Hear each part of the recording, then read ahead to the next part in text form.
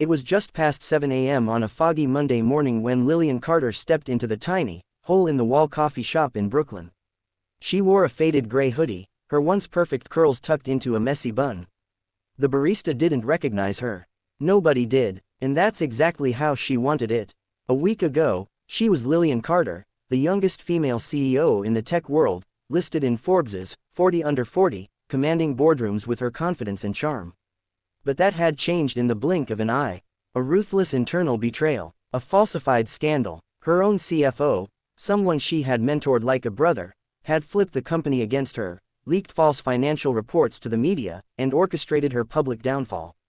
She'd been pushed out, silenced by legal clauses, and left without access to her assets, everything frozen in the chaos of pending investigations. From penthouses and power lunches to couch surfing with a friend and counting loose change for a cup of coffee. She stood at the counter now, hands trembling as she handed over her last debit card. The barista swiped once, denied, swiped again, still denied. Lillian's face flushed with shame. She tried to laugh it off, fumbling in her pocket for coins. Maybe I'll just skip the almond milk. Behind her stood a man in his early 30s, tall, with unkempt brown hair, calloused hands, and eyes that looked both tired and kind. His work boots were scuffed, and his tool belt hung loosely from his hip. "Add her coffee to mine," he said gently, sliding his own card forward before she could protest. Lillian froze. No, you don't have to. It's just coffee," he smiled. "I've had worse Mondays." She looked into his eyes, searching for pity. There was none, only quiet understanding. "Thank you," she whispered.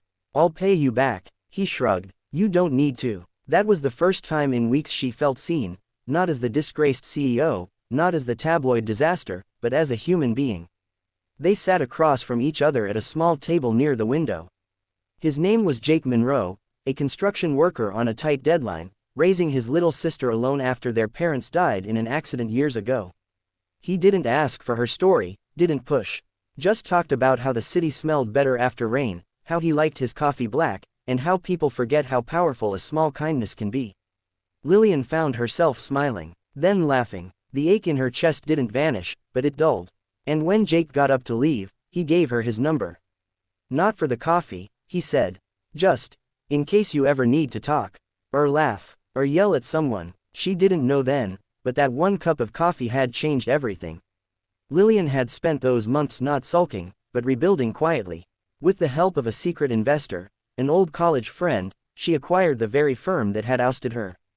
The truth came out, the scandal unraveled, and the traitorous CFO was indicted.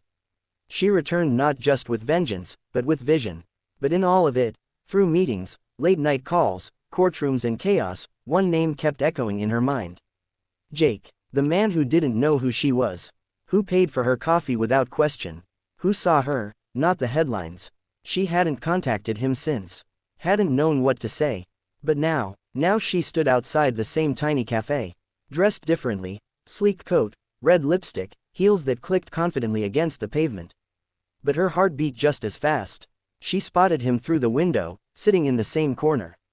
Still sipping black coffee, still lost in thought. She stepped inside. Jake looked up, startled. "Lillian," she smiled. "Hey, mind if I sit?" He gestured to the chair. "Of course not." "Wow, you look different," she asked. "Successful," he said, then added quickly, "Not that you didn't before, I just mean." She laughed. "It's okay. I am successful again. I got everything back, cleared my name, bought back the company." His eyebrows rose. "Wait, you're Lillian Carter." "That Lillian Carter, I was," she said softly. "But that day, I was just a woman with an empty wallet and a full heart." Jake shook his head in disbelief, then smiled. "You could have told me. I didn't want to. I wanted to know what kind of person you were without all this," she said, gesturing at her outfit, the headlines, the persona. "And now," he asked, "now I want to return the favor." She slid an envelope across the table. He opened it slowly, his eyes widening. It wasn't just money, it was a letter of invitation. A full-ride scholarship for his little sister to a private school. A business opportunity in partnership with her firm, a new branch in sustainable construction. A seat at the table. Jake blinked. "Lillian, this is too much." She shook her head. "You gave me a $3 coffee. But in that moment, you gave me my dignity back." This isn't repayment, it's recognition. He looked at her, eyes glassy. I didn't expect anything. That's exactly why you deserve everything, she whispered.